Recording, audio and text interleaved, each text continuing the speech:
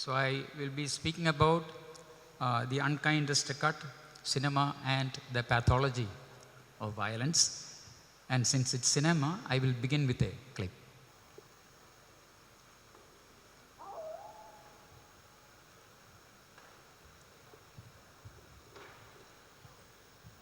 We begin with the unkindest cut. This is how I want my session to open. Actually, this is a short movie called Unchi Nantalu, the Andalusian Dog, by the surrealist filmmakers Salvador Dali. He was a painter also, and Louis Buñuel. And now I may have to defend my title. I will just say a few words about the title, actually what I had in mind. Cinema and the pathology of violence.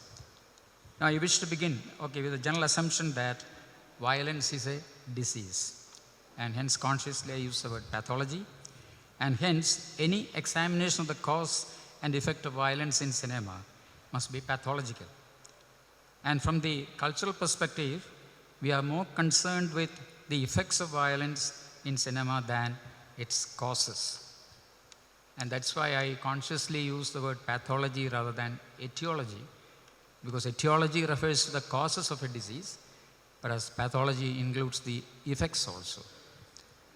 And in a way, if you trace the word back to the Greek times, there is a relationship between pathos and pathology. And I want to invoke all the nuances of the term pathology in our discussion. From the cultural perspective, hence the preference of the term pathology over etiology, which mainly deals with causes only. So we have so much regarding pathology. Then cut, unkindest cut, cut literally refers to the cut in cinema. Cinema begins with cut, ends in cut, Cinema is the art of cutting. Rolling, action, cut. All the words are so, loaded with significance so far as cinema as a cultural medium is concerned. And the cut by the cinematic cut, I actually literally mean the kind of editing. The cut in the title is a filmic cut, an integral part of filmmaking, which by its very nature is violent. Cutting in the sense decoupage or editing, the very nature of cutting is violent. You abruptly, discreetly cut a frame into life. And significantly, your title, framing perspectives and all. Cinema is actually, as Einstein says, what is a frame? He defines frame physically as a mundane rectangle posed against the immense, comprehensive, vast reality outside. The world is outside, as Henry James says. Life is all inclusion and confusion. And cutting is actually, or a frame is actually, the kind of mundane rectangle you put upon the slice of reality you find. In that sense, it represents a perspective, and very significantly your title of the seminar, Frames of Perspective, is very telling and very loaded with meaning so far as film studies are concerned. So integral part of filmmaking, which by its very nature is violent. The realignment through montage of reality that we were speaking about, dislocated by these cuts, is an act of violence. For example, if you know the process of shooting, you ask an actor or actress to walk, the camera starts rolling, and then he shouts action, and the subject starts walking, then abruptly you make a cut. So these are actually kind of violent cuts on what Laura Mulvey was in the morning speaking about as a temporality of cinema. Cinema is a temporal art. Of course, cinema is a temporal art. Though it's visual, mainly visual, cinema is a temporal art only.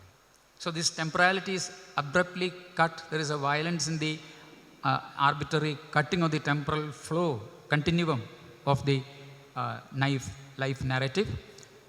And literally when you realign these things, all these cuts into the form of a narrative, visual narrative, even then there is so much violence. I'm going back to the origin of the term montage in theoretical domain, actually theorized by people like Eisenstein, when he spoke about cinema as kino fist. This is what he's told. His idea of montage was a very violent juxtaposition of equal and opposite shots together. In a way, when you put equal and opposite things together, that constitutes a very complex balance.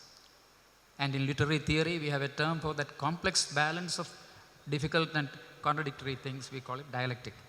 So the whole cinema, the very process of making cinema is dialectical, because one shot you take arbitrarily, then after 5 months or 1 year, you take another shot, you shoot another shot, but on the editing table, when the editor makes the cuts in a seamless manner, it becomes a kind of narrative. And the narrative flow is arbitrarily, highly fabricated, arbitrarily made narrative.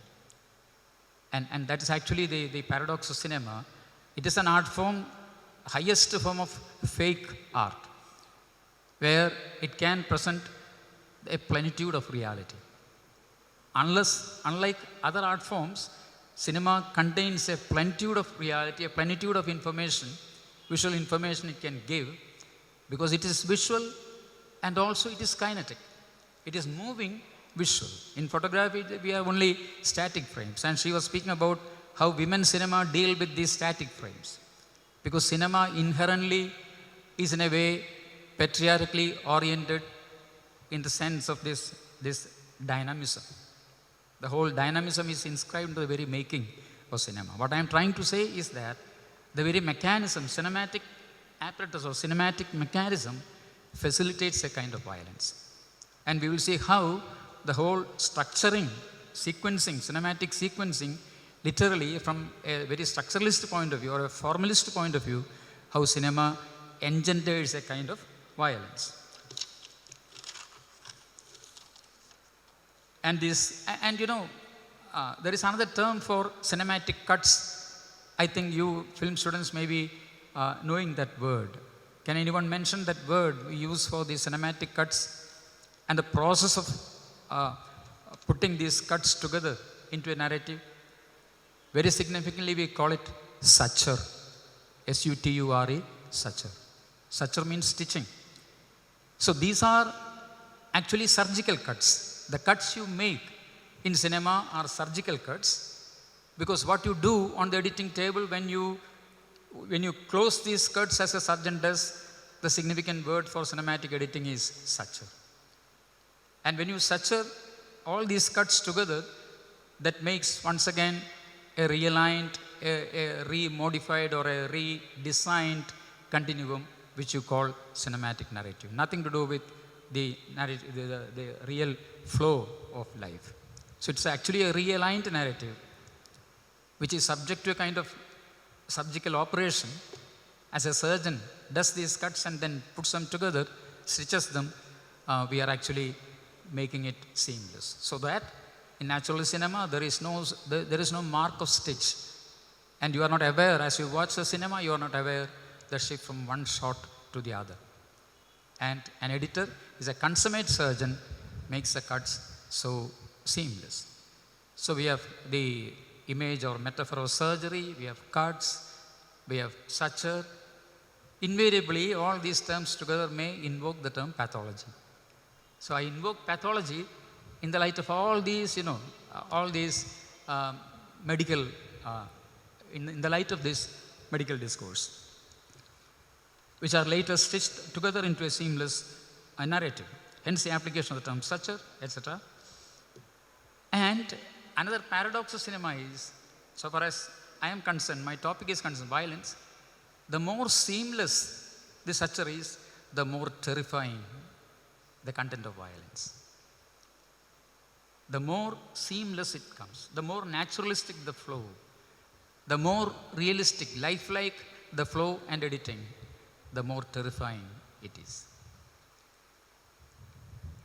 And that's a point I want to highlight. How cinema, through this kind of naturalization of the whole experience so artificially, how cinema can articulate profound sense of violence with all its connotations.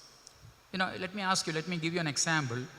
All of you must have read Metamorphosis, Kafka's Metamorphosis. What is so terrifying in that?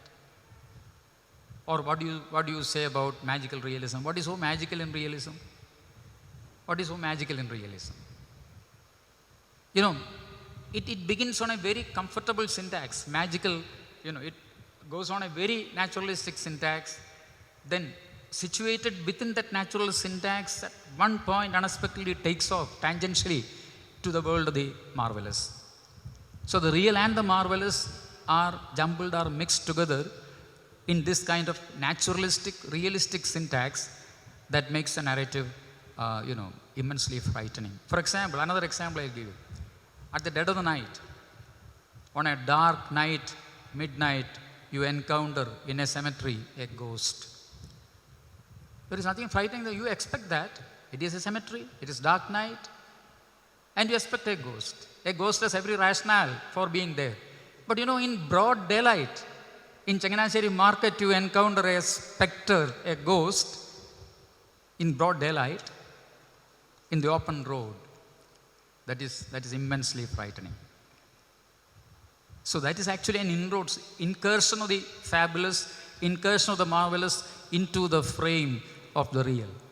The syntax is real, but the content takes off tangentially into the world of the marvelous. In fact, I am reminded of Baudelaire's lines in Left of the Mall. Streets in broad daylight where the spectators stop the passerby. Baudelaire speaks about this experience. In broad daylight where the spectators stop the passerby. And Eliot, Wasteland, Eliot uses that concept. So here it is this kind of dislocation, then putting them together, realigning in a different way that constitutes structurally cinematic violence. The appeal of violence in cinema is thus tied, my argument is that the appeal of violence in cinema is thus tied to the medium's inherently visceral property, visceral quality. Why is violence so impinging, so intimate and frightening in cinema? What happens when you witness a tragedy on the stage? Imagine, for example, you are witnessing Othello being enacted on a stage. There is violence. What happens when you see Europa's rape of Europa, rape of Lucretia, rape of the Sabine women, rape of Philomela as a painting on a wall? But the same rape, imagine you find in the form of a framed narrative in cinema, it becomes more frightening. Because it has a visceral quality, it has a palpable quality, and later I will speak about the indexical value of cinematic images.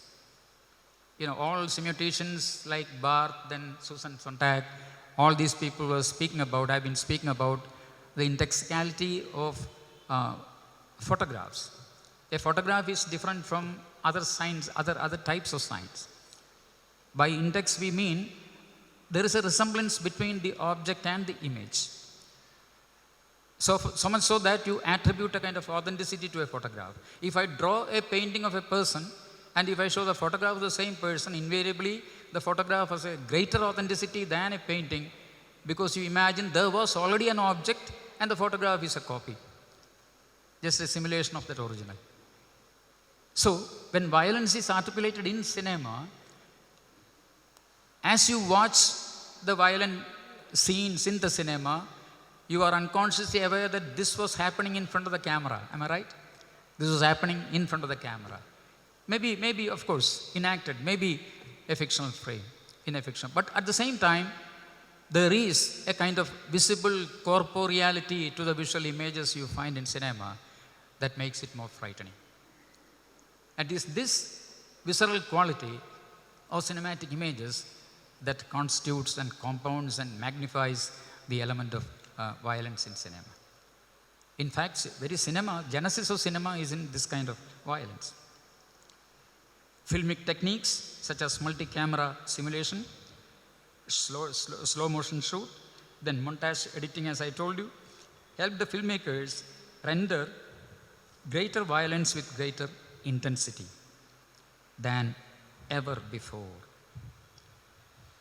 Now, I will speak about how cinematic devices contributed to this kind of violence, articulation of violence. See, this is actually a violence, a crime movie, Bonnie and Clyde, the relationship between a man and a woman, the duo, the pair, become a kind of criminal pair, and the kind of criminal activities that are involved, like robbing banks and all. And then, if you look at the element of violence in that, apart from mere criminal activities, the director Penn uses so many techniques to intensify, till then unknown, to intensify the effect of violence. My point is how cinematic devices augment the experience of violence. The Life of Two Criminals, Clyde Barrow and Bonnie Parker by Arthur Penn. Director is That Arthur must have Penn. been the truck, ain't it?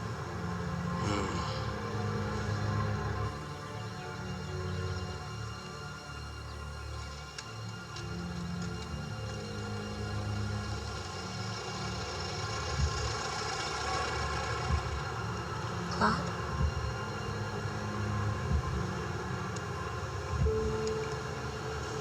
I've always loved you, Bonnie.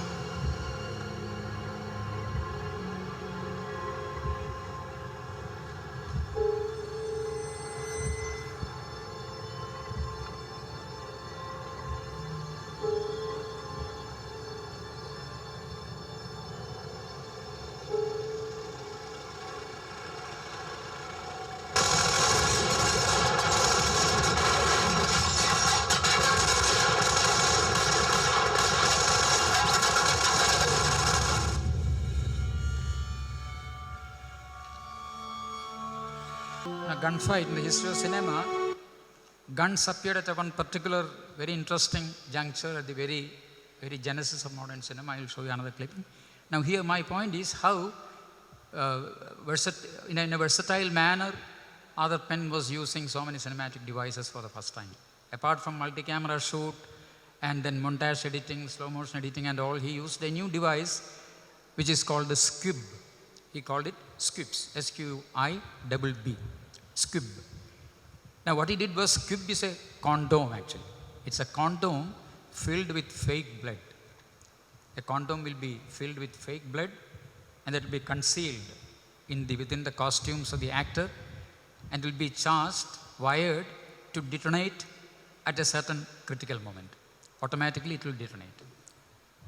So shooting, the whole violence of shooting became possible to be documented in a very realistic manner. The moment you aim the revolver or a gun and shoot, blood will splatter, so automatically. And ever since Arthur Penn invented that, we are told in most gunfights, squibs were a fashion. And then, incorporating makeup special effects also, uses makeup special effects. All these things contributed to the potential of cinema to articulate violence, which you don't find in any other medium,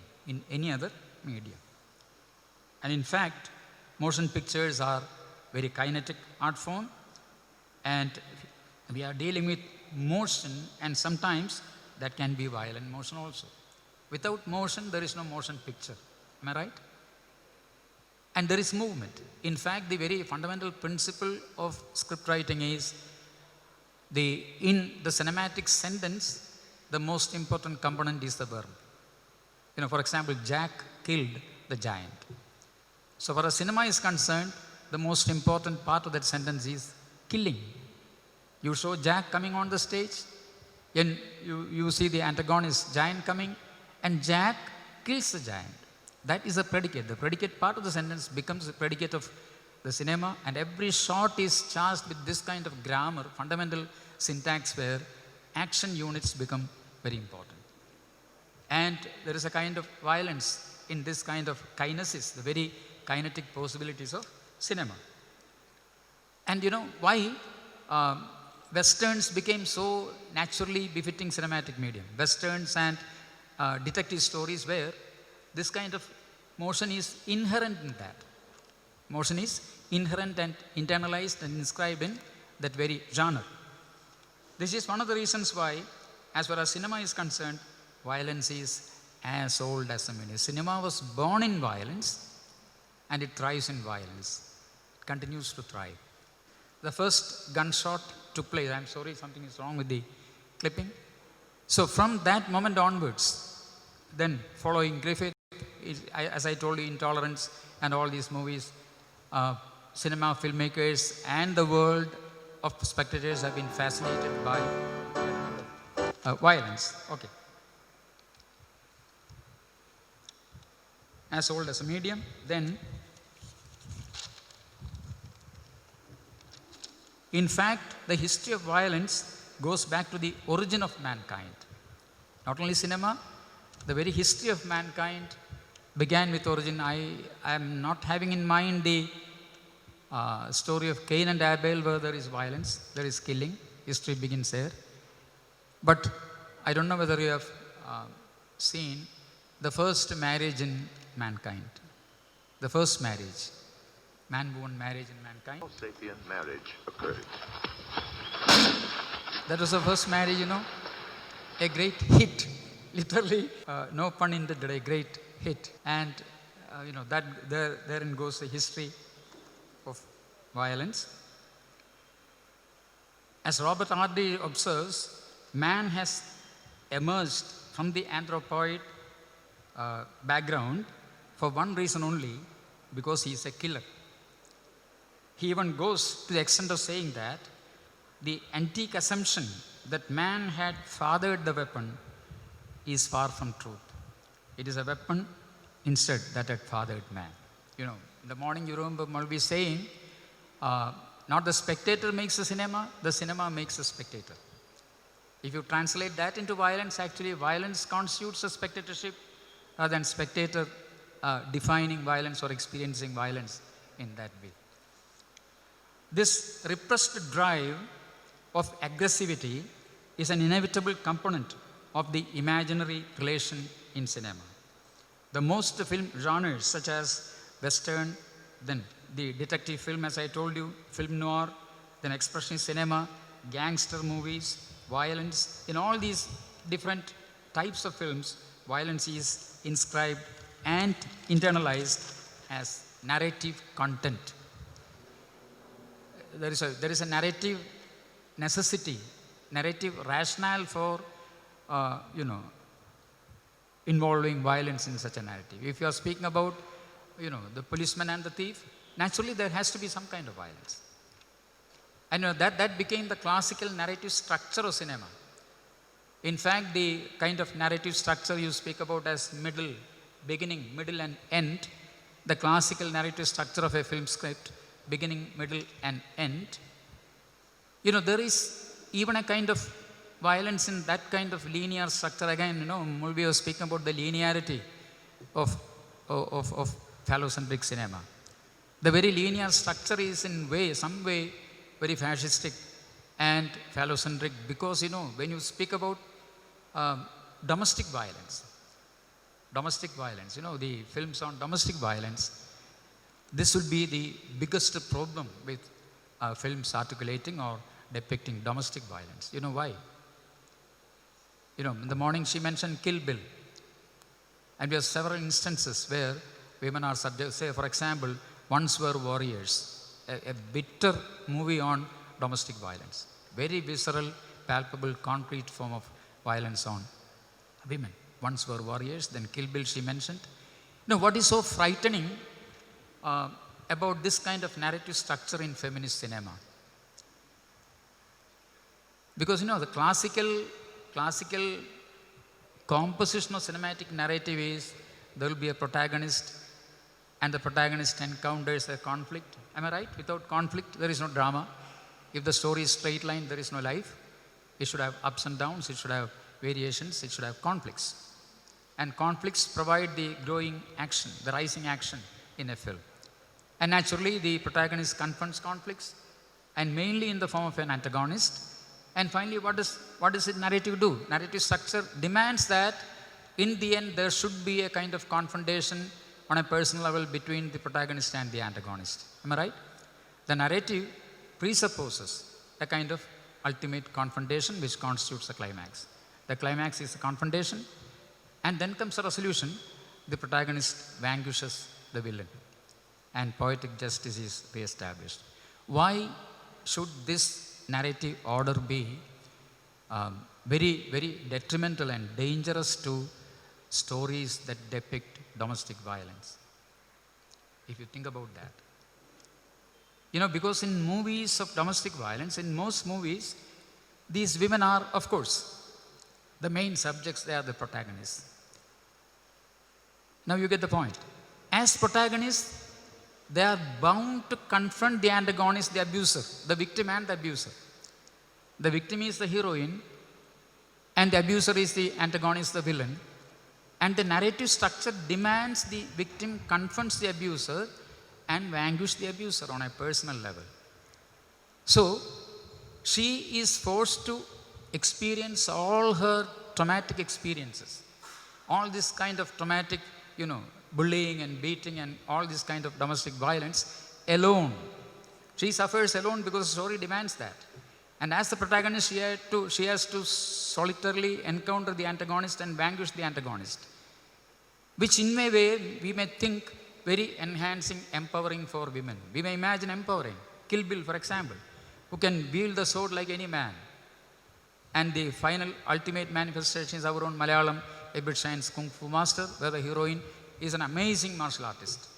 She fights along with her brother in vanquishing the villain. So, in a way, or from one perspective, it appears very empowering for women, but there is an inherent danger that alienates her from sharing her trauma with others, and she becomes solely responsible for tackling and finding solution for herself. Am I right? And this is very, very dangerous in real life. For example, in real life, no beaten victim of domestic violence can handle it alone, and most often they will get killed. Whereas in films of domestic violence, it's the other way around. The heroine has to come out successful and victorious and unscathed.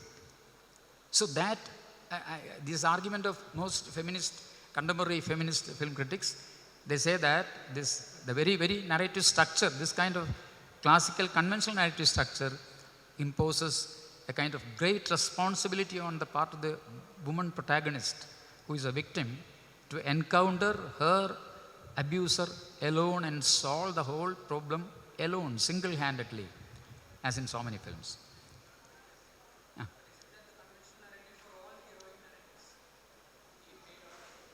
Yeah, in the case of male, it's different. I mean, we are speaking about victims in domestic violence, where they are abjectly helpless creatures. So, it's very tricky actually. On the one hand, you feel that she studies martial arts, she starts wielding weapons, she undergoes training and all. Of course, it's very empowering. But you think of translating that solution, that scenario into real life for women who literally experience this kind of domestic violence. Can this offer any kind of solution?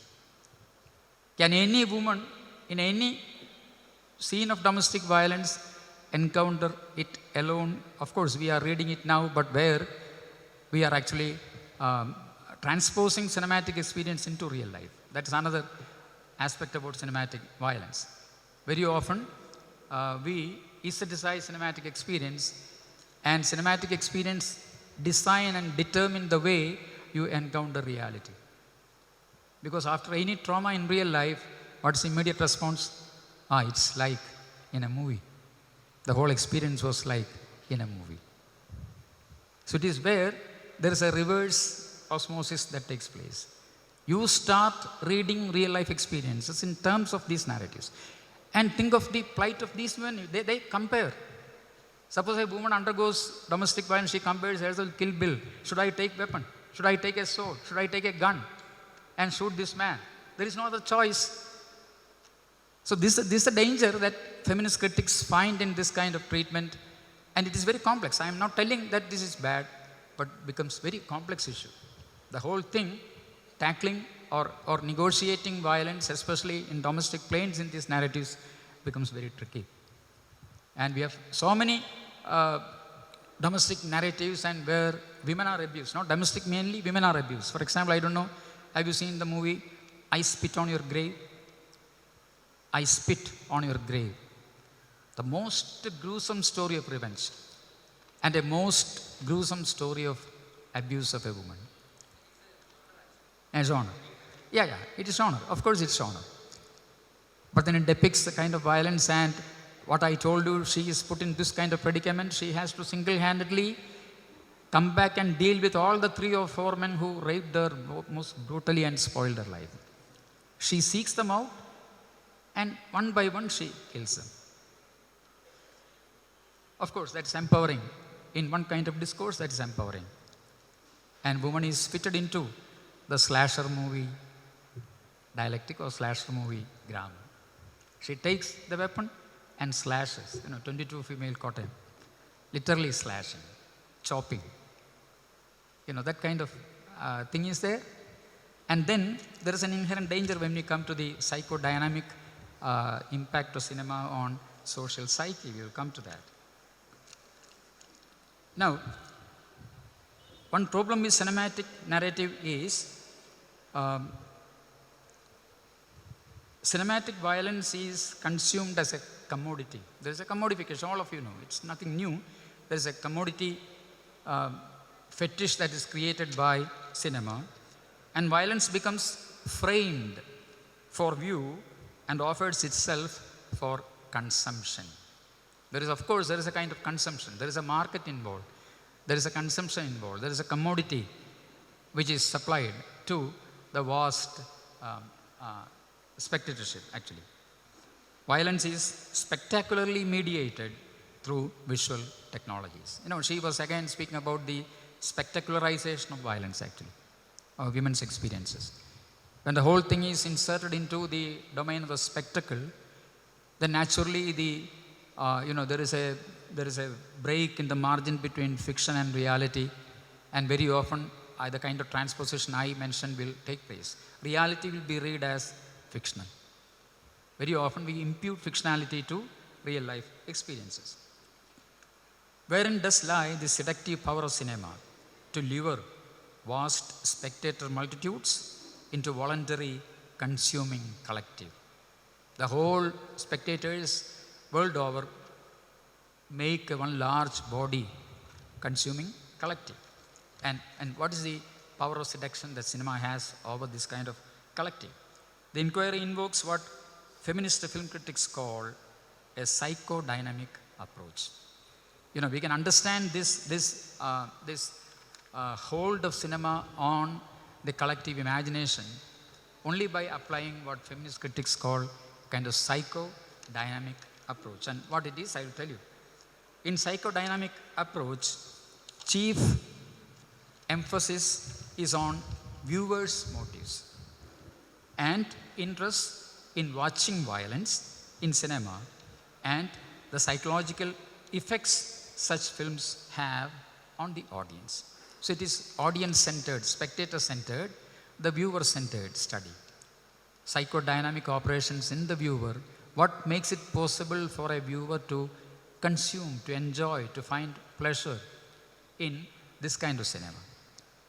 And Mulvey had her own answer in a way which she, phrased as scopophilia, the kind of pleasure it can constitute. But then, as you know, she was actually addressing the whole idea of scopophilia, addressed only male viewer. And post-Mulveyan studies came where women view, what will be the experience of a woman viewer watching films of violence? How will you, women, watch films? And in what seminal way will your watching be different from a male viewer watching that? And the ideal scenario for that kind of gaze, scopophilic gaze, as she speculated, was the dark room of a theater. The ideal universal scenario, the dark room of a theater where each viewer becomes a voyeur. Each viewer becomes a kind of voyeur and also a sovereign subject. Because it's darkness, you view what is happening on the screen without being watched. The whole dynamics of gaze operates there. You are the sovereign authority to make it a cinema, make it a film, and you watch it as a sovereign subject, imputing meaning to that. Imputing meaning to that. And without viewer, there is no cinema, because there is no movement in cinema as such. I wanted to beg to differ from Laura Mulvey. She said, cinema made the viewer. Very often it's the other way around. Without the viewer, there is no cinema. Where does the movement in cinema take place? On what screen does the movement take place? Not on the white screen in front of you. The whole movement takes place in your brain, persistence of memory and all. And there are crystals of gazes. First, the projectionist projects the whole thing onto the screen. Then the screen projects it back onto the viewer. Then the viewer projects it back onto the screen to impute meaning to what he sees. Only then it becomes cinema. And the whole thing, as Christian Metz brilliantly points out in Imaginary Signifier, while shooting, we the spectators are not there, while the films are made. And while the films are watched, the actors are not there. The whole thing is imaginary signification.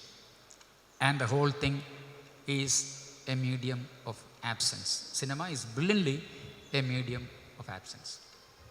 And hence, you can read anything to it, and it can actually sediment as a kind of palimpsest that she was speaking about in the morning. Now, one thing that happens is that you can share this amount of violence in a film, any viewer, universally, only when you in one way identify with that film. Only when there is some kind of identification made possible. And this identification is actually kind of fictional identity, whereas this is fiction, and you partake of that. For the time being, you keep in suspense the fictionality of the whole thing you watch, and you are ready to believe this is real. The willing suspension of disbelief. And unless there is the willing suspension of disbelief on the part of the viewer, cinema doesn't mean anything at all. Especially, violence doesn't have any impact. That's why, again, feminist critic says that cinema of violence can happen only because of a certain prurient sadism in the viewer. Cinema of violence is necessitated by the essential sadism in the viewers. Speaking about slasher film discourse, she says that the films appeal in part at least to a prurient sadism, vividly visualized. And one example of sadism is, sadism becomes possible because imagine the camera is following a subjective course in tracking a criminal. And a criminal is going to kill someone or to rape or molest a woman, the camera follows him. And for the moment, in the shots that a camera follows the criminal, we are following the camera. Am I right? We are following the camera because camera is subjectively positioned to shoot that criminal from a subjective perspective. And we share that subjective perspective, and for the time being, a kind of minimal identification is made possible by this kind of subjective framing. The subjective camera work, showing the killer's point of view, seems to invite viewers to accompany the killers and to participate in the stalking rituals. You can't escape. You are hypnotically drawn to what the killer is going to do because camera is behind him, camera is tracking him, and we are following the camera. We can't escape. So we are hypnotically bound to watch the whole thing, and there is a kind of attraction, repulsion in the whole experience that we watch. The kind of abjection that Julia Kristeva spoke about. She, regarding the presence of violence in cinema, Julia Kristeva, from a semiotic point of view, she speaks about combining semiotics with insights from psychoanalysis. She says the whole experience of watching film is an experience of abjection, is an experience of attraction on the one hand and repulsion on the other. And that makes cinematic experience of violence a very complex experience. That is called abject. And an example of abjection, she says, when the moment you encounter a dead body, a cadaver, a decaying cadaver, and all the excrementa, you watch that. That's a moment when you question, when the divide between yourself and the other is questioned, the divide between yourself, your soul and the body is questioned, when you're reduced to the corporeal existence of mankind, the basic truth of the corporeality, she says that is an experience of abjection. And very often violence precipitates that kind of abjection, and through this abjection there is a kind of identification that is made possible, coming out, my point is coming out of the inherent prurient sadism in the viewer. And I will show you another clip, and it's a very interesting movie because you must have read Zizek on Kieslowski. Now Zizek argues that Kieslowski very often could not afford violence in real life. And quoting Kieslowski, Zizek says that Kieslowski was averse to witnessing violence in real life. And once he said, that is one reason why I put it in cinema. In real life I can't stand violence, but in cinema no harm. In cinema I can afford to do that.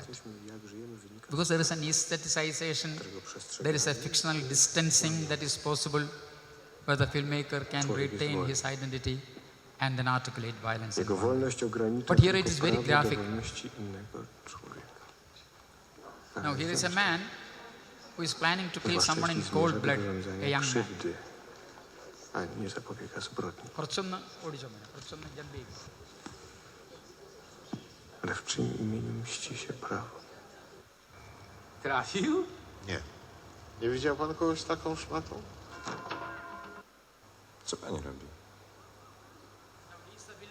He's the protagonist and he's a villain. Pani wie, gdzie tu jest postój taryf? Taksowy. Na placu zamkowym. He's planning to kill and not planning, but it comes naturally out of him. കുറച്ചും ഓടിച്ചു.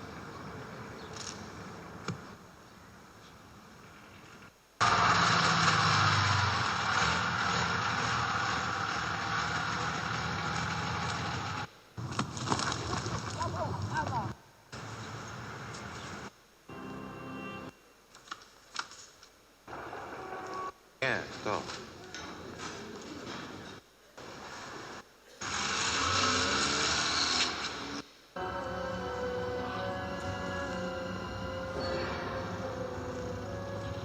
And watch his character.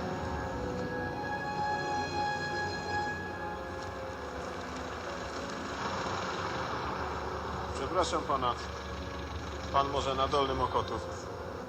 Nie, na wolę. Bardzo nam się spieszy.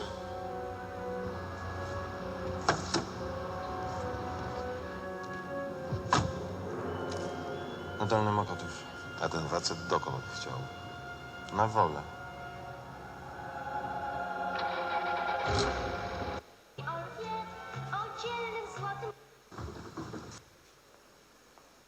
Chciałem...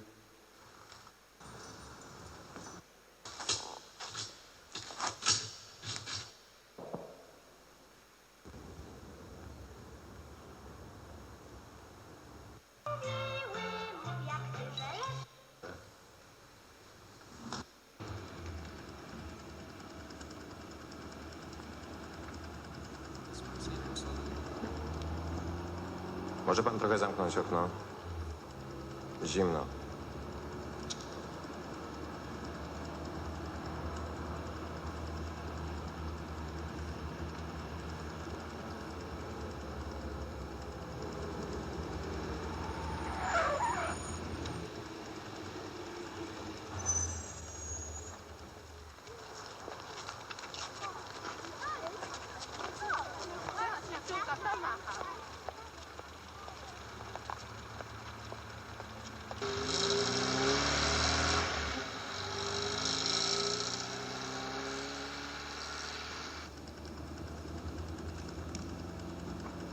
Tutaj w lewo. Na fogla lepiej prosto. Wolę od tej strony. Dobra.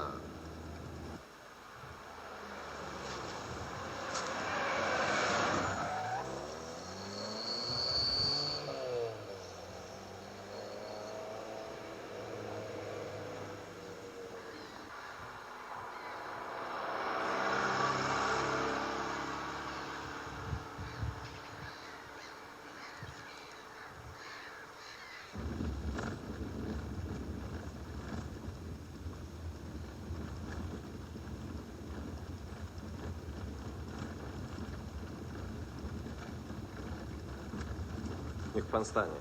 To tam. Dalej nie można przejechać. I tak dalej bym nie pojechał.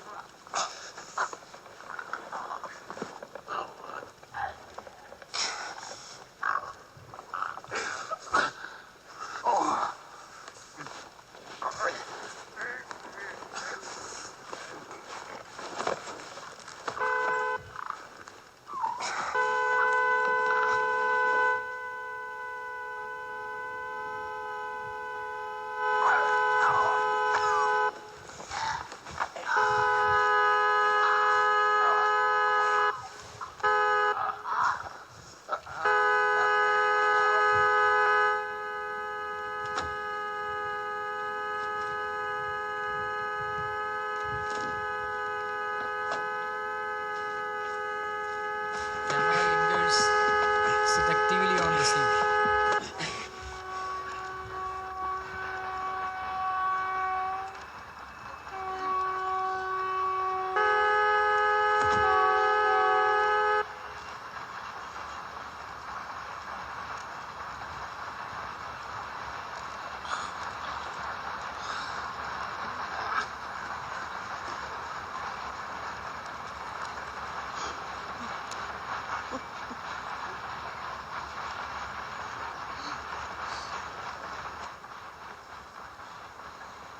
No, you can. Because right from the beginning of the movie, this protagonist has been shaped as a mentally imbalanced person, something wrong in his life, and he's a psychopath. There are every symptom that is psychopath. That this killing is wanton without any provocation. He kills the taxi driver. But the interesting point I want to note is that, as I told you, Sisak speaks about Kieslowski, who is averse to any scene of violence in real life. And he says that may be one reason why I could comfortably articulate that in cinema. This whole thing makes an interesting question. Why should a tragedy be enjoyable to us? You witness a tragedy on the stage. Theatre is different actually. Theatre is different. You enjoy a tragedy on the stage, maybe Othello strangling Desdemona like this, and you watch the whole play and come out, you say, I enjoyed it thoroughly. What is that enables you to say that you enjoyed a tragedy, classical Greek tragedy? And we can speak about catharsis. The whole effect is cathartic. And Bharata would say that, this kind of experience creates a kind of distancing. And Brecht would say, as you watch this tragedy, you thank God that you are not in that fictional frame. You are an outsider. There is always an alienation effect operating in making you enjoy that. And precisely Bharata said this is how a bhava in real life, experience in real life becomes a rasam on stage. Death is a sorrowful experience in real life. But the depiction of death becomes a rasa on the stage, Shova rasam for example. And this is actually the aesthetic process. So cinema very often, conventional cinema, very often fictional cinema, very often aestheticizes the element of violence in that. And in order for us to enjoy this violence, some kind of fictionality is there. Only when you sanction the fictional frame of the narrative can you fully enjoy this scene of violence. At the same time, remember, there is a paradox in this kind of violence. Very often, as you can aestheticize the whole experience and establish a kind of mental distance, earlier I told you about an indexical presence of violence, the body. The body of the character is very much there, and you can't deny that. And narrative becomes only a semblance, an excuse or a rationale for inflicting violence in cinema. So the very corporeality of the body is involved, or the victim and the abuser and all, cancels this fictional frame. And in fact, that is a complexity of whole issue of watching violence. On the one hand, you know you are watching fiction. At the same time, you know this exceeds the boundaries of fictional frame. It transgresses the boundaries of fictional frame. In fact, very often, this is the kind of seduction and stupefaction that you find. Attraction and repulsion you find in violent cinema. Deodato, by a film director Deodato. Have anyone watched that movie? Cannibal Holocaust. You know, the whole story goes like this. An American archaeologist goes to Amazon, Latin America, to find out what happened to a film crew that went there earlier to document the tribals. They never returned. And this archaeologist goes there and he cannot find them. Apparently they are all killed. But he salvages, retrieves some of the footages that they shot, they are supposed to have shot. He brings the footages back into America, and when he screens it, he finds that these Americans were more brutal than the savages. Invariably, they are all killed. Watch a few clippings, I don't say too much about that.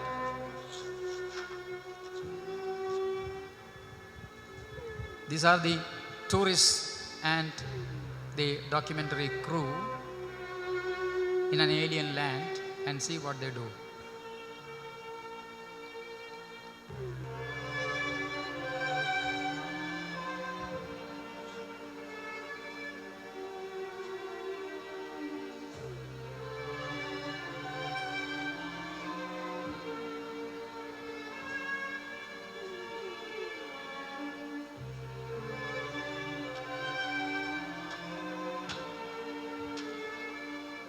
They are shooting. They are making a film out of that.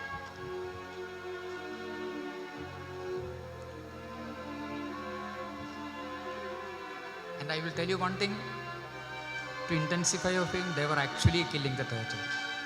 It was not fictional drama. They shot as they actually killed the turtle. Every action was actual.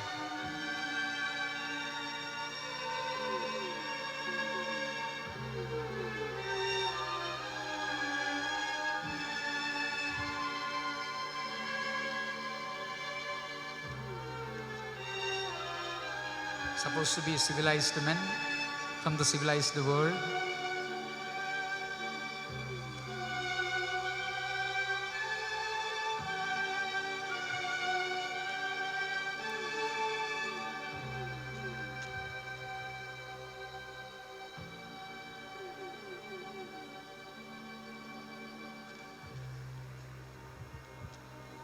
The camera, with a hangover lingers on that scene extensively. It is the ultimate of violence.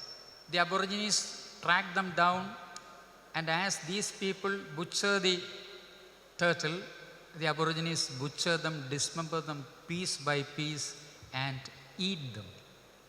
It's a cannibalistic scene, amazingly lifelike. And Deodato, what he did was, after releasing the film, he got a contract from all the actors that they should not appear in the public for 1 year. They went underground.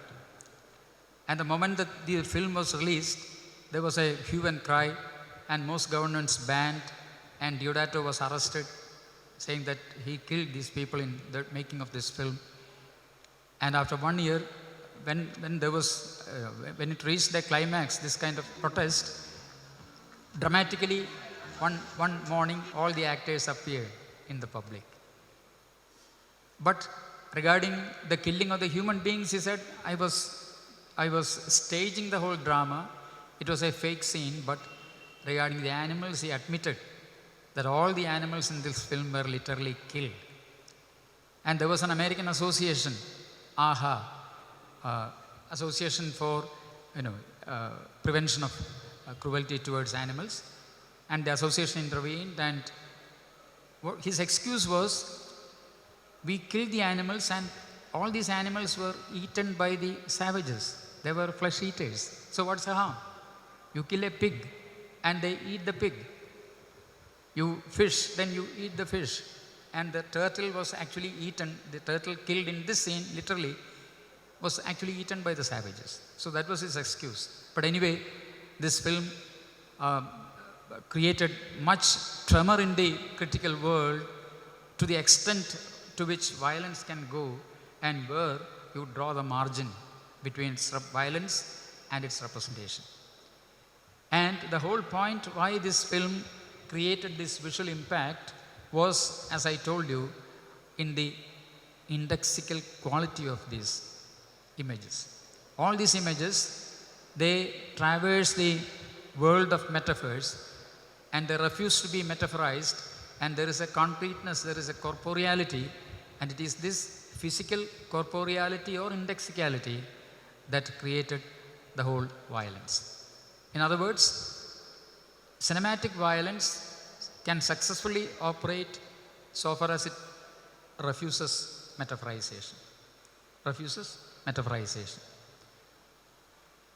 It cannot afford to be transposed into metaphors that horror may be lost, and so the physicality or the corporeality is underlined. It is anti-metaphor. Violence in cinema very often will thrive only as an anti-metaphor. Then what about our empathy? As we follow the murderers, as we follow the stalker or the murderer, unconsciously the subjective camera work establishes our empathy with that character. And then what is empathy? The concept of empathy. What is sympathy? What is empathy? Empathy is actually a temporary refusal to accept your autonomy from the other, your entity from the other. Or empathy operates on the cancelling the distance between the self and the other. In other words, for empathy to operate, some kind of identification has to take place. Unless you identify with someone else, how can there be empathy? So temporarily, you are suspending your being, your ego, suspending your corporeality, and you are transgressing your being to identify with another. So strictly speaking, medically speaking, people say that there is some kind of pathology involved in empathy also. Empathy is actually pathological. Cinematic pleasure operates on the principle of empathy. Empathy is in one sense a pathological response. The process of identification is one of denying the difference between the self and the other. It is a drive that engages the pleasures of sameness. If the subject is constituted in a series of identifications, which for similarity, identification is one long structural repetition of this denial of difference, construction of identity based on sameness. From this perspective, identification is a pathological process. So the whole question of our relishing violence in cinema, if you say depends on empathy, we come back to the same idea of pathology even in that spectatorial experience. Now I'm coming to end with the process I was telling about, how a real life traumatic experience is analogized into a previous filmic experience you had. Every experience we have in reality, we relate back to certain visual experiences we had in watching films. And this is so true in cinema also, cinema of violence also. Very often, violence in reality is analogized into cinematic experience. So much so that when you are confronted with real life trauma, as I told you earlier, you immediately relate it to, oh, this is just like a movie. I will show you two clippings.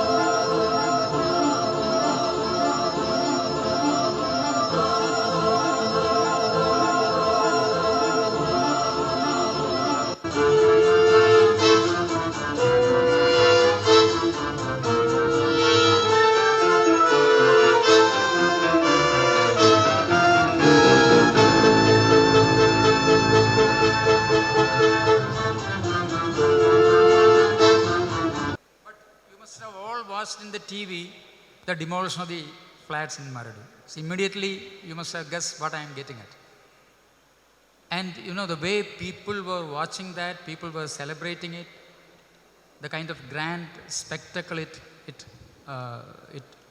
created, and the way it was documented, the way it was celebrated by the media also. And as we watch, very often the complaint of the tenants who were living there, who were physically present there, it മാത്രമാണ് was a ഇനി very traumatic. ബാക്കിയുള്ളത്. മൂന്നാമത്തെ siren ഏതാനും നിമിഷങ്ങൾക്കകം മുഴങ്ങും. പിന്നാലെ തന്നെ സ്ഫോടനവും നടക്കും. അത് സൈറൻ സമയമുണ്ട്. Siren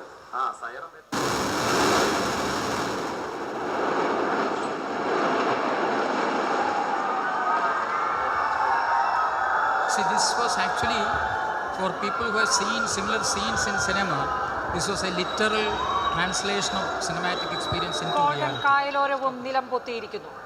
This often happens. This often happens in the case of riots, in the kind of mass killing, in the case of massacre. Very often the response is just like a film.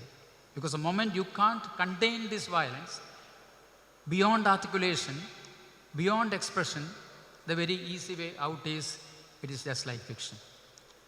You know, Lyotard, you may remember Lyotard asked the question, after Auschwitz, what representation? How do you represent Auschwitz? And that the immensity, you know, like Kantian uncanny. How do you represent uncanny? Unless through certain fictional symbols or fictional metaphors. So very often, traumatic experiences in real life finds its objective correlative in cinematic experiences, and this is one way the violence is very often rationalized, reasoned out and rationalized in cinema. What we watch today, the films we watch today, constitute our interpretation of reality tomorrow. And I began with a cut, you remember. I will end with a cut. See, this shows another unkindest cut.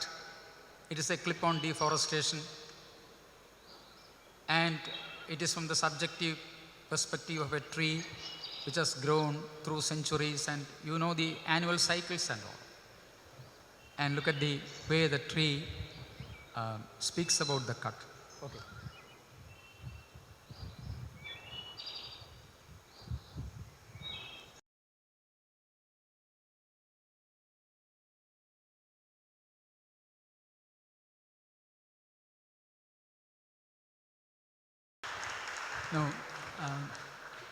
No, of course, there are so many things that can be discussed under this title of violence. For example, the taxonomy of violence, you know, how do you classify violence in cinema? And what are the ways in which violence is addressed in cinema? What are the sociological approaches possible? You know, there are 3 or 4 very excellent approaches are there. One is what you call social learning method or learning process, where people argue that violence of the elders is imitated by children.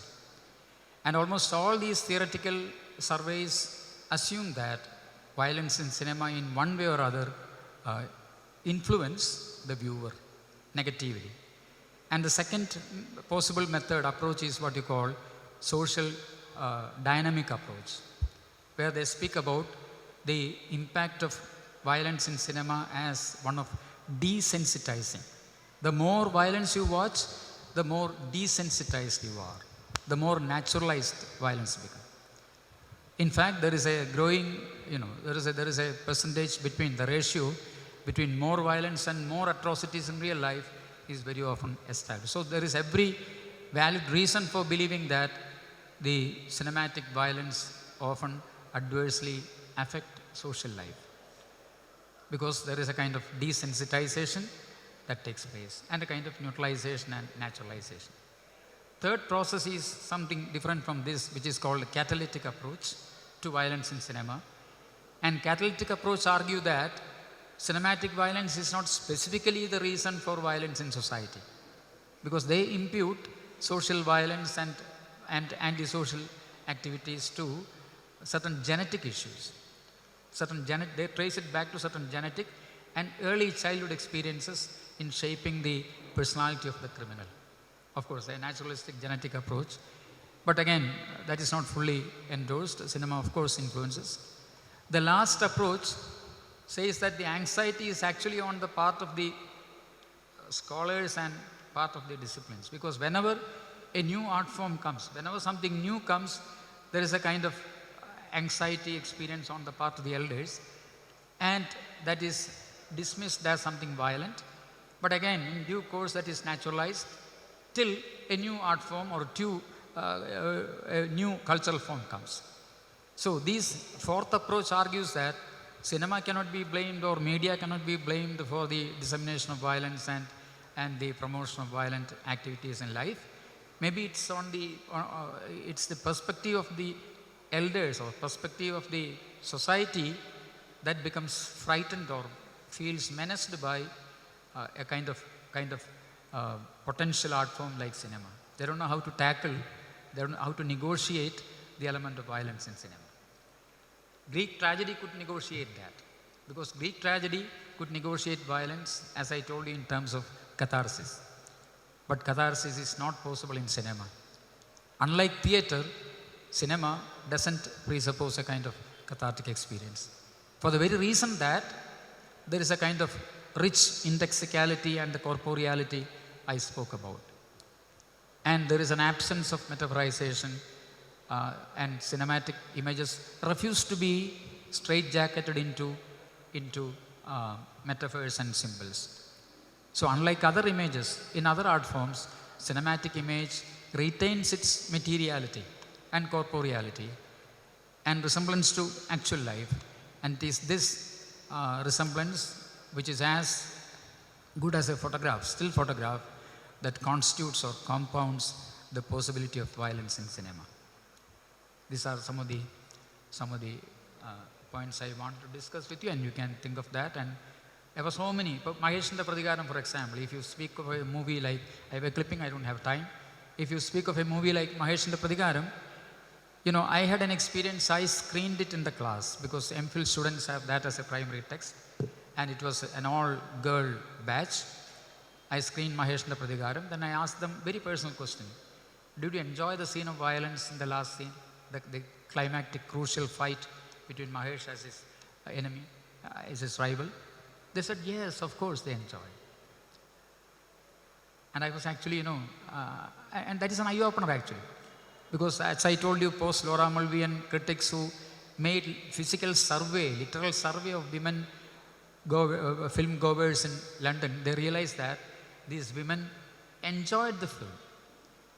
They, of course, developed a kind of gaze, spectatorial gaze, a housewife spectatorial gaze where they said it was so liberating to us. We can't be like that, but we can identify with the heroine. And through the process of identification, they experienced a kind of liberation. And they said, what is wrong in that?